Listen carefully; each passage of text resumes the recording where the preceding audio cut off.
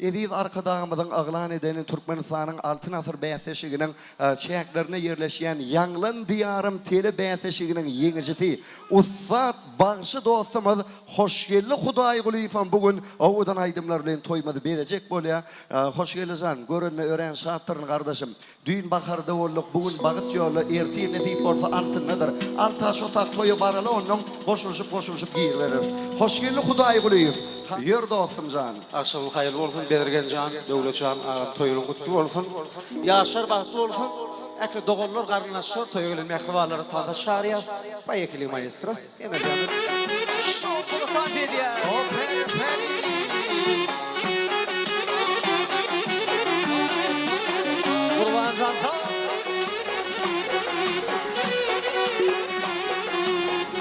Emel can tanda çağırıyor.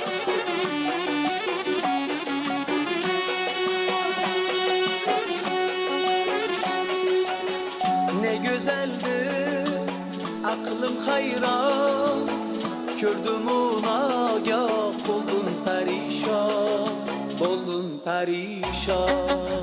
Ne gazeldi gözü ceyran, ayrılıp baksa asla men tamam, aylanmaz zaman.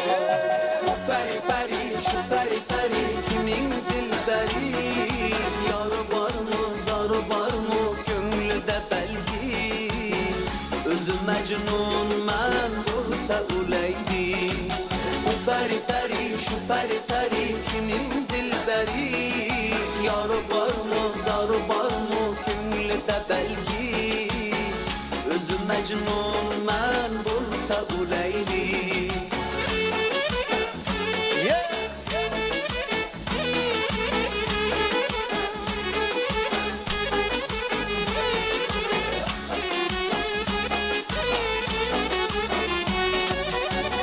Aşık yürek, aşk bir felek, duç geldi ahır men kütken melek, baktımdan derek, hicran bikar, dil umidvar, özüge tenha bulsam özüm yar, eyle bahtiyar.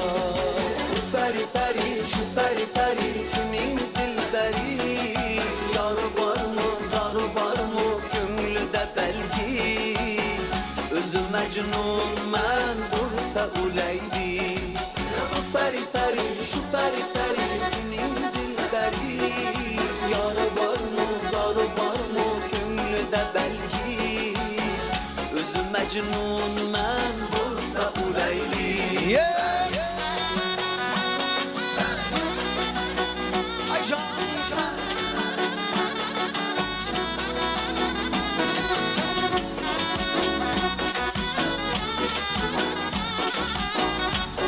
Buyursun.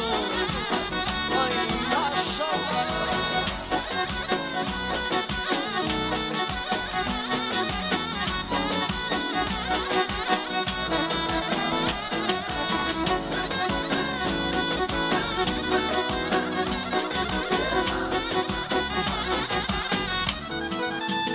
Ey peri peri şu peri peri gönlüm dilberi, yarı bulay zarı bulay gönlüde meyli, özüm mecnun men bulsun leyli.